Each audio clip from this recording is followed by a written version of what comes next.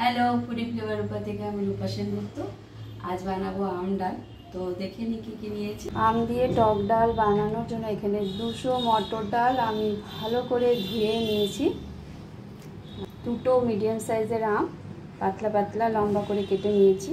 ফোড়নের জন্য হাফ চামচ কালো সর্ষে আর দুটো শুকনো লঙ্কাকে আমি 4 টুকরো করে নিয়েছি। নুন, হলুদ আর চিনি। টক ডালটা আমি মাটির হাঁড়িতে বানাবো। দিয়ে দিচ্ছি জল, দিয়ে দেবো ডালটা।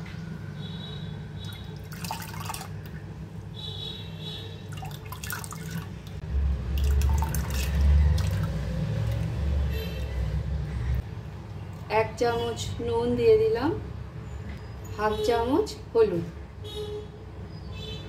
নুন আর হলুদ দিয়ে ভালো করে ডালটাকে সেদ্ধ করে নেব।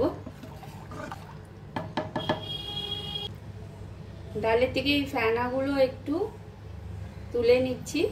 এই ফেনাগুলোর মধ্যে ডালের নোংরা থাকে, সেজন্য আমি এই ফেনাগুলো তুলে নিচ্ছি।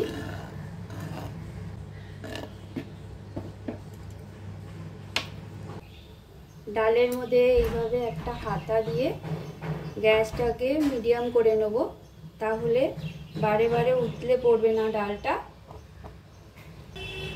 যখন হাতাটা ছোবো তখন একটু চেক করে সাবধানে ছুঁতে হবে, না হলে গরম লাগতে পারে হাতে। ডাল ভালোভাবে সেদ্ধ হয়ে গেছে। ডালটাকে একটু ঘুটে নেব।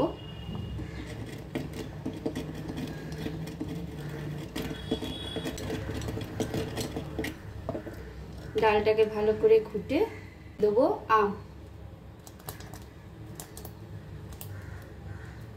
আম দিয়েও 10 মিনিটের মতন ফুটিয়ে নেব, যাতে আমটা ভালো করে সেদ্ধ হয়ে যায়। ডালটা পুরো সেদ্ধ না হলে আমটা দিতে পারছিলাম না, আম দিলে ডালটা সেদ্ধ হতো না, সেজন্য ভালো করে সেদ্ধ হয়ে যাওয়ার পর আমটা দিয়ে দিয়েছি। এবার ডালের মধ্যে আমটা দিয়ে 10 মিনিট মিডিয়াম আঁচ করে ফুটিয়ে নেব। ডালের মধ্যে যে আম দিয়েছিলাম, আম সেদ্ধ হয়ে গেছে, এই যে পুরোটাই সেদ্ধ হয়ে গেছে। একটু নুনটা টেস্ট করে নেব। নুন লাগবে, হাফ চামচ নুন দিয়ে দিলাম, 2 চামচের মতো চিনি। টক ডালে একটু চিনি দিলে মিষ্টি মিষ্টি হলে ভালোই লাগে খেতে। ইচ্ছে না থাকলে স্কিপ করা যায়। দিয়ে দেবো ফোড়ন। ফোড়নের জন্য দিয়ে দিচ্ছি সর্ষের তেল। তেলটা গরম করে নেব। তেল গরম হয়ে গেছে, দিয়ে দিচ্ছি শুকনো লঙ্কা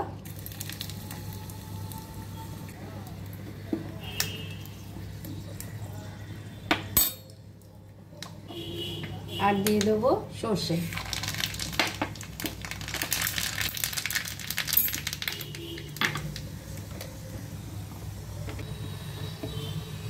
দিয়ে দিচ্ছি ডালের মধ্যে।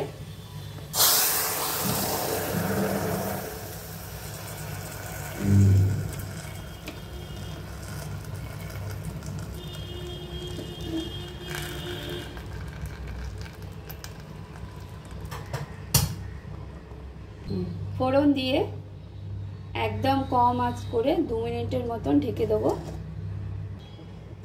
2 মিনিট হয়ে গেছে, টক ডাল একদম রেডি হয়ে গেছে। নামিয়ে দেখাচ্ছি। রেডি হয়ে গেছে আমার আম দিয়ে টক ডাল। ভিডিও যদি ভালো লাগে লাইক শেয়ার সাবস্ক্রাইব করে দেবেন। Thank you.